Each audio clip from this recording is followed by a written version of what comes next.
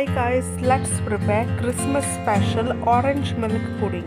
Take 200 ml of milk, then add 1 tablespoon of corn flour, 2 tablespoons of sugar and pinch of salt.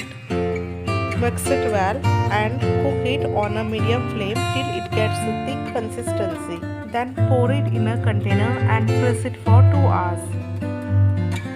For orange layer, take 1 orange, then blend it, pour it in a pan, then add 1 tablespoon of corn flour and 1 tablespoon of sugar.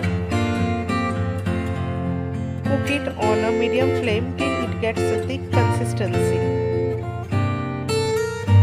Pour this mixture on a white pudding and freeze it for 2 hours.